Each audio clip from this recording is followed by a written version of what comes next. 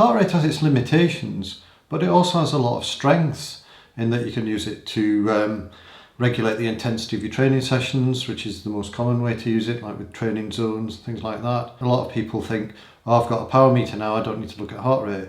Well, in fact, looking at power, heart rate and perceived exertion is really the most effective way to go. And actually, heart rate is often the first thing that I look at when I assess a training session that one of the athletes I coach has performed. In terms of limitations, it takes time for heart rate to go up. So when you set off, if you set off on an endurance ride, a steady ride of some sort, or a steady run of some sort, your heart rate won't sort of jump to the steady state immediately. And this could cause problems if you want to use heart rate to regulate shorter efforts like interval sessions. Short intervals below 5 minutes or maybe 8 minutes are often above your lactate threshold, above your FTP, and as a consequence your heart rate will just keep going up throughout the interval. And if they're very short intervals like 10 or 20 seconds, your heart rate might be higher after you've stopped working hard, when you've had to slow down, than it was actually during the effort. So heart rate isn't a very useful tool to regulate the intensity of short interval training sessions. It is a reasonable tool to regulate the recovery in short interval training sessions, just to check that your heart rate is coming down to something sensible before you start the next effort. Originally, when people started doing interval training, they ran as hard as they could for a certain period of time, 2 or 3 minutes, and then they waited till the heart rate went below 120 and then they did it again. So that's actually a reasonable way to execute interval sessions. And in longer training sessions and events, heart rate is influenced by external factors like how hydrated you are, perhaps what you've eaten, how excited you are, aroused. In events, people often have higher heart rates because they're a bit more excited, particularly at the start. The heat affects heart rate because your blood flow to your skin is how you lose heat, how you regulate your temperature in hot weathers. So there are lots of factors that make heart rate a little bit unreliable, and it also drifts up as you with prolonged exercise, as you fatigue. And then also, if you're doing very long events, then it becomes difficult to get your heart rate to go up. So there are limitations as to how you can use it, but it still provides quite a nice guide. And if you're riding at a constant power or you're running at a fairly constant pace, then how your heart rate changes throughout a long training session or a long event can be quite informative. So those are the limitations, but how is it useful? If it goes up more slowly than normal, or your heart rate's lower for a given power, or it's lower for a given perceived exertion, that can be a sign that you're getting tired. Sort of if your heart rate's not responding normally, it might be better to skip that session, just do an easy run or an easy ride, and then try again the next day, see whether you're better recovered and you can better execute the training that you've planned and get a better response, and therefore you'll get a better gain in fitness. Using heart rate to regulate intensity can work very well because it should stabilise when you're below your FTP, below your lactate threshold. If you're doing longer efforts, sort of 10 minutes, 15 minutes, maybe up to 90 minutes, at a sort of fairly high intensity. How quickly you recover after hard efforts, I alluded to that when I was talking in the introduction, is a good indicator of whether things are going well, whether you need more recovery. It's probably worth having a quick look at this during the training session and seeing whether your heart rate's dropping to a sensible level before you start the next effort. It might be that you've reached the limit of the benefit of your interval session and you may as well just stop because all you're doing is turning it into a steady effort. Or more frequently, you could check when you get back and analyse the data and see whether your heart rate's dropping sensibly between efforts.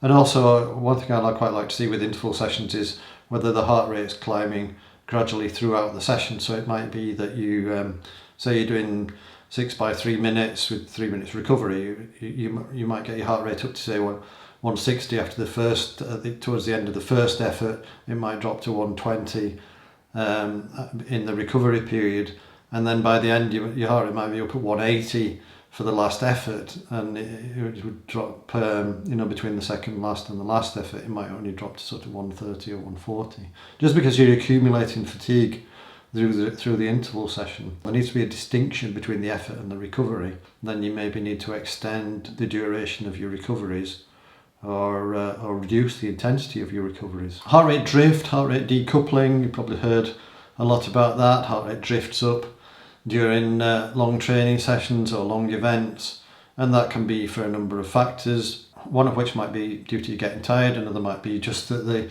temperature's rising. Certainly here in the south of France, if you set off early in the morning, it's quite a lot cooler, and say you're doing a fairly long ride, by the time it gets to midday or a bit later in the afternoon and the sun's blasting down at you, then you're working quite hard to maintain your body temperature at a sensible level, and as a consequence your heart rate's going to drift up because it's pumping a lot of blood to your skin to cool your body, to get through sweating, and also it's trying to maintain the intensity of your training session or the event that you're doing. So it might not be due to you getting tired due to the work that you're doing. It might just be that you're working quite hard to cool your body and maintain some sort of homeostasis, for want of a better word, although there is really no steady state. Having said that, if your heart rate drift is lower as you continually do longer endurance rides, it can show that perhaps that you're acclimatising to the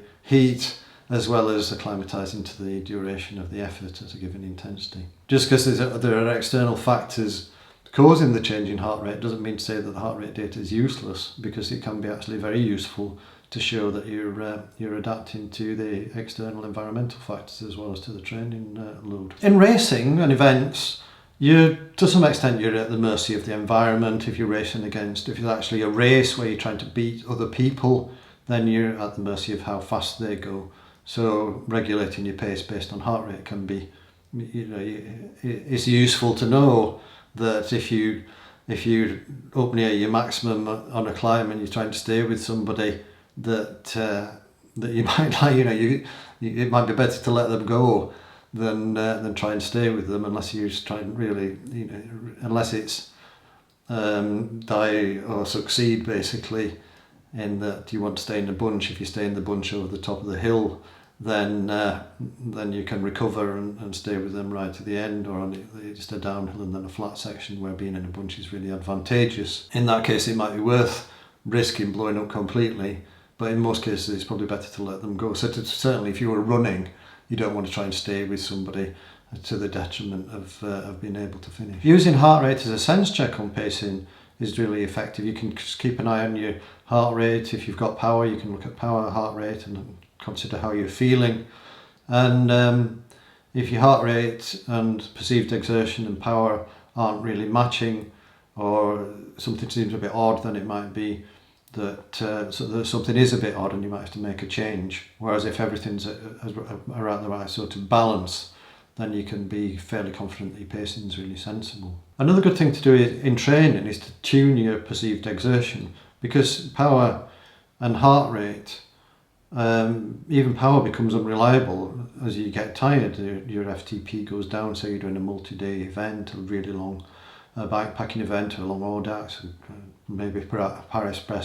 I know a lot of you are getting ready for that, but you can have a feel for what's too fast and what's not too fast just by tuning what's not too fast and what's too fast during your training sessions by using the data that's available. You can ride up a hill at a tempo pace, you can learn what that feels like, and even though your heart rate will be much lower during the later stages of an event, what it feels like is still the right feel to be looking for. Hopefully that makes sense. And at the start of events, it's very easy to go too fast. So using heart rate as a sort of sense check, a guide, a limiter, and say, right, for the first, depending on how long it is, the first 10 minutes, I'm not going to go above a certain heart rate, or the first hour or a couple of hours, I'm not going to go above a certain heart rate. Then it allows you to settle into the event and minimises the risk of blowing up. I mean, Claire does that a lot with running events, because pace is meaningless. She's doing trail events, and even running power is not much use on trail events, because as the surface changes, then the power algorithm doesn't work quite so well. So she uses heart rate for the first part of the event, so she doesn't get too excited and get carried away and go too fast and then blow up. And bear in mind that your heart rate might be a bit higher because you've got a higher state of arousal, you're a bit more anxious, you're a bit more excited. But that's not necessarily a bad thing, because if you set this upper limit and it's just a little bit conservative, well, fair enough. It's probably not the end of the world to go a bit slower. It certainly could be not the end of the world, but it could be a big downer on your event if you go a bit faster than you should be going. And in life, sort of recovery, day-to-day recovery and things like that, heart rate and heart rate variability are really quite useful metrics to give you a bit of hard data to how you're feeling. Say you're feeling a bit off, you've been struggling in training, if your HRV is a bit low, your heart rate's a bit high, then that can be a sign that maybe you're a bit tired, or maybe you're coming down with some sort of illness that's not really taken hold yet.